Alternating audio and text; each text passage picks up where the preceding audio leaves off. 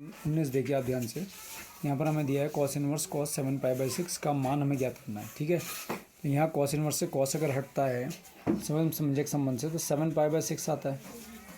ठीक है, और 7π/6 का मतलब क्या होता है 210 डिग्री। 210 डिग्री तो 200। अब हम इस कॉस इनवर्स का क्या देखते हैं, मुख्य मान शाखा परिसर। इसका मुख्य मान शाखा परिसर होता है 0 to π, यानी 0 to π का मतलब हो गया 180 डिग्री था, कितना है 210 डिग्री। तो ये तो हो नहीं सकता है इसमें, ये 210 डिग्री और ये 180 डिग्री है, तो इसलिए इस एंगल को हमें छोटा करना पड़ेगा। तो कैसे करेंगे, देखिए कॉस इनवर्स और कॉस 7π/6 को मैं क्या लिख सकता हूँ, पाई प्लस π/6। ठीक है, पाई प्लस π/6 लिखूँगा तो 6 × 6 और पाई 7π/6। अब देखिए कॉस इनवर्स ये हो गया कॉस 180 प्लस, तो ध्यान से देखिए 180 प्लस थीटा का मतलब हो गया थर्ड क्वाड्रेंट। तो थर्ड क्वाड्रेंट में कॉस किसका होता है, माइनस का होता है। कॉस किसका होता है, माइनस का होता है। तो ये आ गया माइनस का कॉस π/6। ठीक है, because cos 180 plus theta is equal to minus का कॉस थीटा। क्लियर हो गई ये बात। लेकिन अब दिक्कत ये आ रही है कि इस माइनस को कहाँ एडजस्ट, अगर साइन होता तो ये माइनस एंगल में चले जाता, लेकिन कॉस इनवर्स में तो ये माइनस में एंगल जा ही नहीं सकता है। तो कॉस इस माइनस को एडजस्ट करने के लिए हम कौन सा फॉर्मूला लगाएंगे, हमारे पास एक फॉर्मूला होता है, देखिए because cos inverse minus x बराबर होता है pi minus cos inverse x. Pi minus cos inverse x होता है, तो हमने इसको अप्लाई करा तो कॉस इनवर्स, और ये पूरा का पूरा माइनस एक्स है, ये पूरा का पूरा एक्स है कॉस π/6। ठीक है, तो हमारे पास क्या फॉर्मूला आया, pi minus cos inverse x, x की जगह कॉस π/6। ठीक हो गया, पाई ऐसी का ऐसी। अब कॉस इनवर्स और कॉस स्वयं समंजक संबंध से पाई माइनस π/6 हो गया। पाई में से π/6 सब्ट्रैक्ट करेंगे तो 5π/6, और 5π/6 कितने डिग्री होता है, 150 डिग्री। 5π/6 कितने डिग्री होता है, 150 डिग्री। तो यानी कि इसका जो मुख्य मान शाखा परिसर था वो 0 to π था, 0 से 180 डिग्री तक, और ये कितना है 150 डिग्री। तो वो इसमें लाई कर रहा है, तो इसलिए इसका आंसर हो गया 5π/6। क्वेश्चन नंबर 20 देखिए, साइन π/3 माइनस साइन इनवर्स -1/2 का भी हमें क्या ज्ञात करना है, मान निकालना है।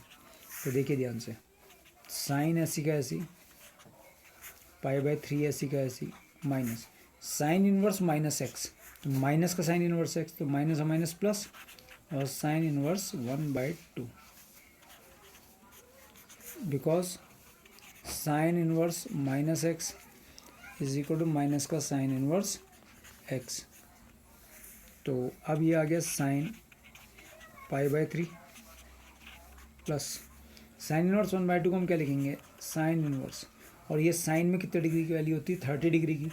तो 30 डिग्री का मतलब हो गया साइन रेडियन में π/6। ठीक है, क्योंकि साइन 30 की वैल्यू 1/2 होती है।